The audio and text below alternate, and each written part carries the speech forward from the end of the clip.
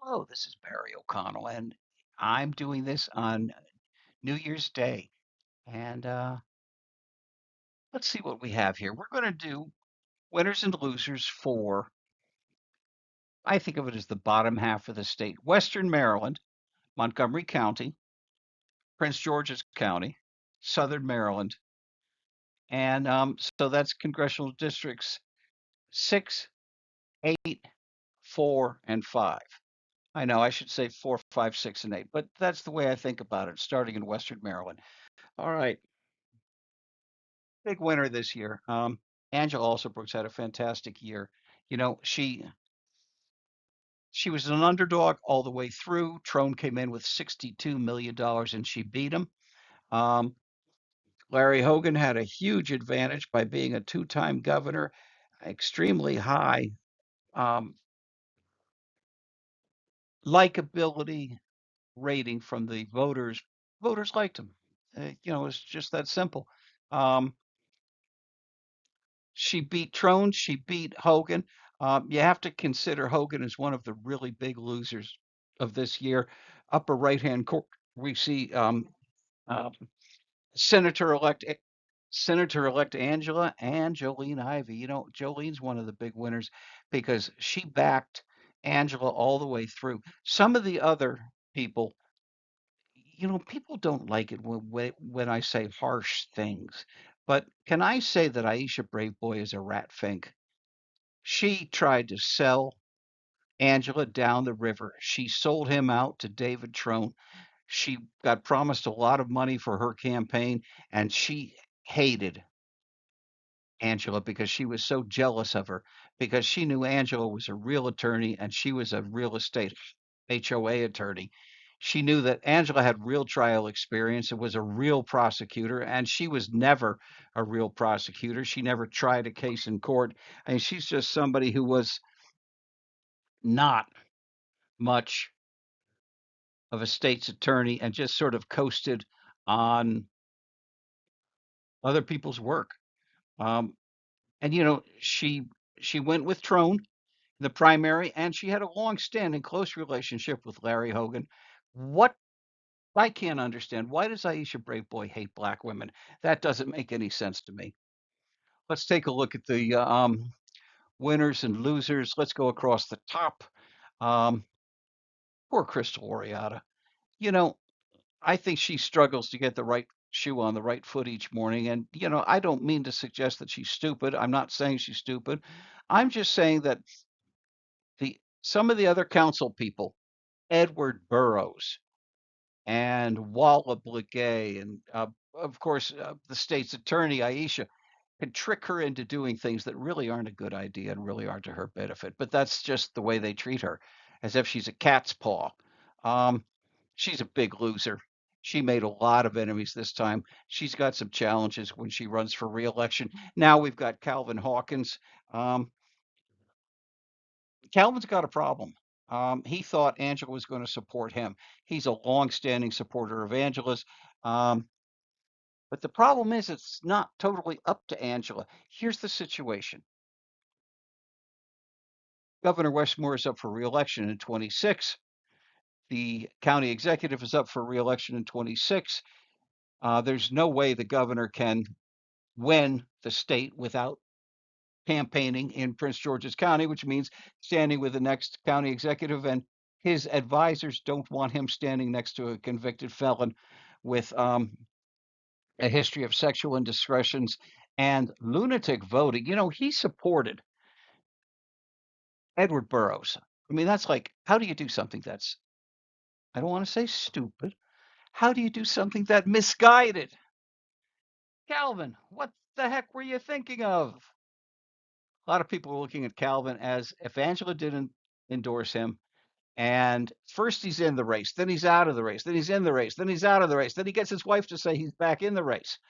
There's just a lot of stuff going on. Even on the day when everybody announced they were running, Calvin waited. Okay, Angela announced at 10 o'clock in the morning. Calvin didn't get a press release out until like 6 o'clock that night. Um, Bad move. It was like, didn't Angela tell him he was going to resign? That she was going to resign? And didn't he know? You have to wonder what's up with Calvin and Angela. Um, Edward Burroughs is a creep. Um, Edward found that he could gain points with people by always supporting senior citizens and opposing whoever was in power. He opposed Rusher and Baker. He opposed Angela. He's just an obstructionist who finds that he gains power by being the other side. So he picks up a lot of votes that way. Um, he's not a good person. Walla, poor Walla, poor Walla. You know, that whole thing with pooping on the floor of the ladies' room um, just set fire to her first year, and then she comes out for the darndest, most progressive bills. It's not a good idea to always be progressive.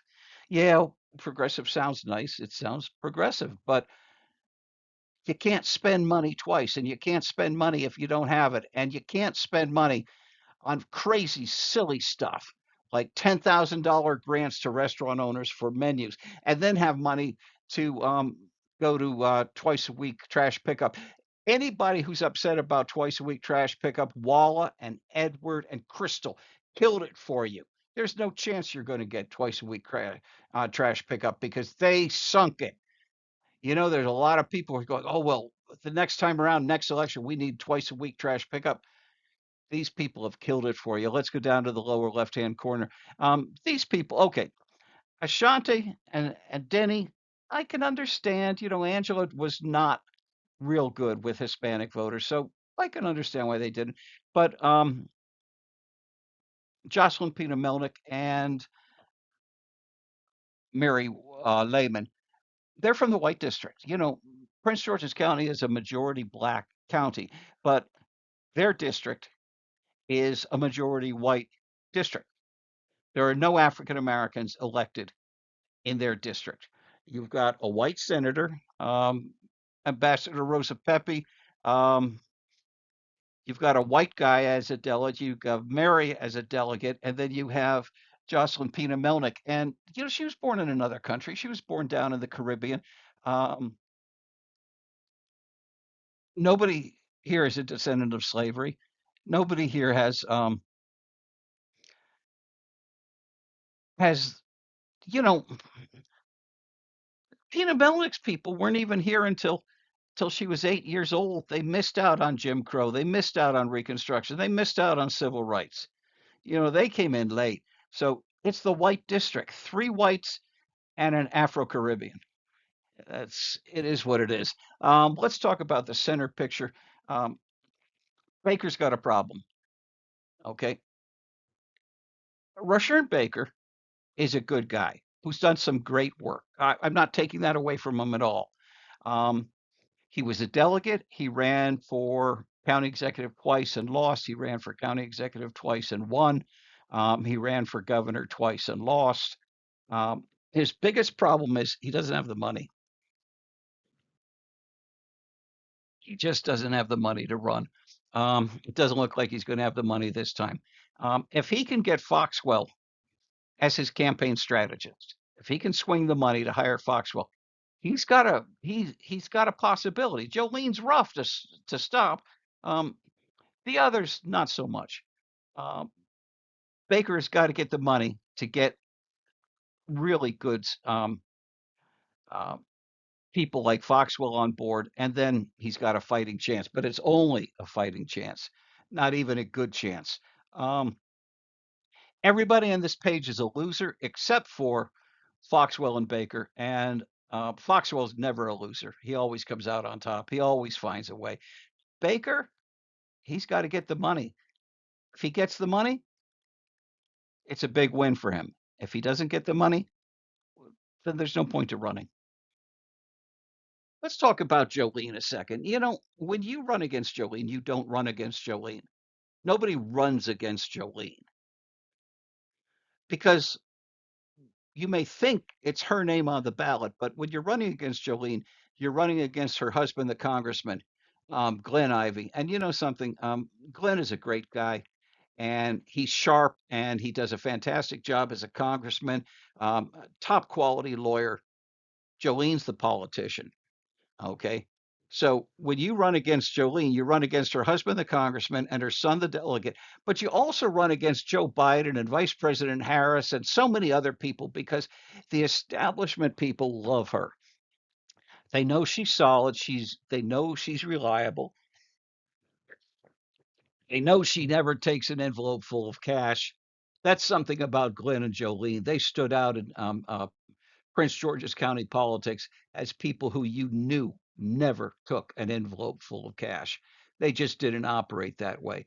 So when you're running against Jolene, you're running against an army behind her. And that's a great picture of Jolene down there with First Lady Dawn. You know, I got to say something about Dawn. Dawn is a fantastic person. And, you know, her husband wouldn't be governor today without Dawn. He married well because she's the real politician. He was never a politician until he ran for governor. I mean, he never ran for anything, not even a school board or a sheriff's race. But she was. Back when Anthony Brown was lieutenant governor in his heyday, when he was really successful, she was his chief of staff. She knows politics. She's sharp. Okay. Um, she could have been governor, but health issues and children and that sort of stuff, I don't fault her for it. But she's a fantastic person and a great asset for Maryland. And she will make a great first lady when she's in the White House. And so it's wonderful to see her with Jolene. But when you run against Jolene, you run against a lot of people. That's something to consider. Let's go to the upper right hand corner and we see State Treasurer Derek Davis. Um, like I said, West was not the politician. He had never been elected to office before.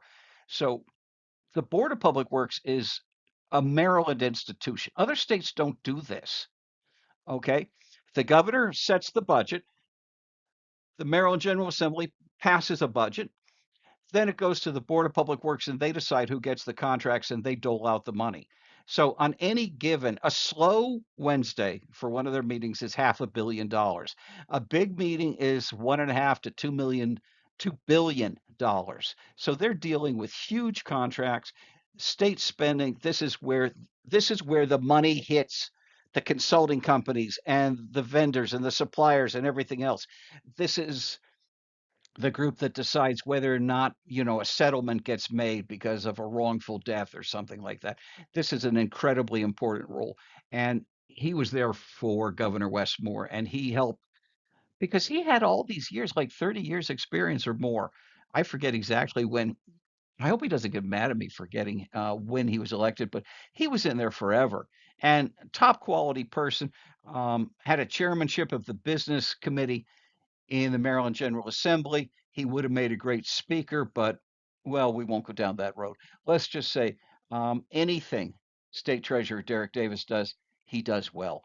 And then drop down picture definitely beneath it, right below them is Delegate Kim Taylor. She's doing a good job. She's very popular. People like her. They find her responsive. She gets the job done and she takes care of her constituents. That's a big deal. And of course, I just told you who Davis is.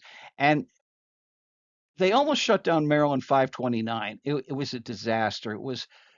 They didn't know where the money was. They didn't know how much money they had. It just was a state disgrace. They were considering shutting it down, and Davis offered to take it over. And when he took it over, he hired Courtney Finkley Green. Now, here's the thing: Brooke treated her dirty. I mean, Brooke was shameful on that. Um, Brooke tried to destroy her. Um, I don't want to get into all of the ugly details, but when Brooke was bad mouthing her, saying that she didn't have the education, she didn't have the experience, Davis knew better. Davis knew she had 13 years of business experience and then became a teacher because she thought the schedule would make it easier to deal with her son. She's a single mom with a son. And then she did Brooke Lehrman's campaign, and Brooke never would have been elected without Courtney. I mean, she did a fantastic job. Davis brought her in, showed her the ropes, helped her out under her mentorship. Um, they turned around Maryland 529. It went from the worst rated 529 in the country to where it was just rated the number one 529 by CNBC. It's an incredible triumph for Davis and for Courtney. let's talk about one of the losers. This is so sad. The law says if you're a school board member, you cannot run for office. Running for office includes campaigning for office, giving speeches to run for office, doing anything to further your campaign. You're not allowed to do it. The law is clear. You're not allowed to run for office when you're a school board member.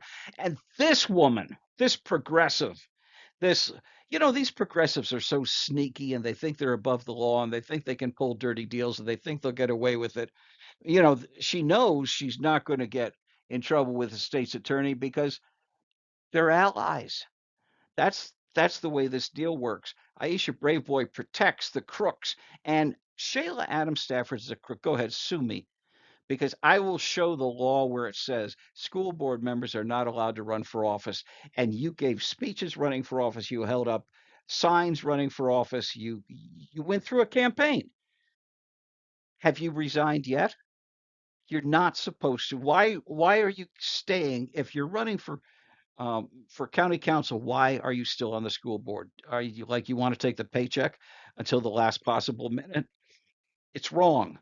You're a wrong person. Um, Now, I am not going to pay any regard to those people who say that she doesn't look like her campaign pictures. Like, what the heck does that matter? Some people have good days, some people have bad days, but crook has crooked days, and that's what she has. She's a crook because she breaks the law openly and willingly. She should not have a seat on council, and she should be forced to retire from school board because she is not worthy of a job on school board.